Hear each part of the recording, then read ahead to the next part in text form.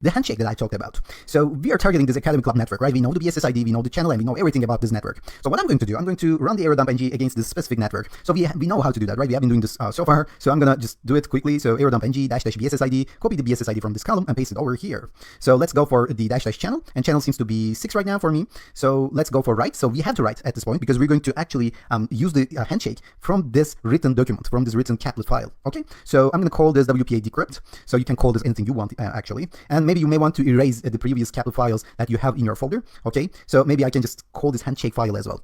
So if you get confused about the handshake file, again, this package will actually contain the handshake, and I'm going to show you how to do that. So I'm going to delete all of those things. Okay, we have been writing before, and I don't want to get confused. I only want to have one .cap file, and I'm going to just write my interface and hit enter. So we are running this against this network, and here we go. We already captured one handshake. So how did this happen, by the way? How did this happen? So what I told you, that when a client actually joins in the network, so you can capture a handshake, and aerodump ng does this for you. Okay, and it actually captured one. So because somebody joined in my network as soon as I opened the aerodump ng, but we got lucky in this place, right? Because maybe we would have to wait like an hour for somebody to join this network, or maybe a day. Maybe it's not a crowded network. So in order to decrease this amount of time, even though I have the handshake right now, what I'm going to do, I'm going to make sure somebody actually connects to it. And how do I do that?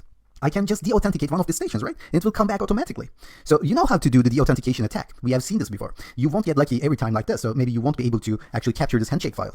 So if I use the airplay ng and say de-auth, and rather than 10,000 packets like we have done before, right? So it actually denied the service for the target, and that's what we wanted. But right now, I'm just gonna go for 5 or maybe 4 or 10, because I want this to be instantaneously, okay? So for the A, which is the access point, I'm gonna paste the BSS ID.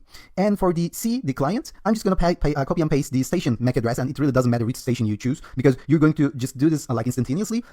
Actually the client won't even understand that they got de-authenticated, because it will be just in a second. Okay, and after that you're gonna have to just make sure you specify the WLAN on, and here you go. It actually sent the packets, and most probably it just got de-authenticated, and then re-authenticated again, and we have the handshake. So if you see the handshake at the right hand side over there, then it's okay, you have the handshake.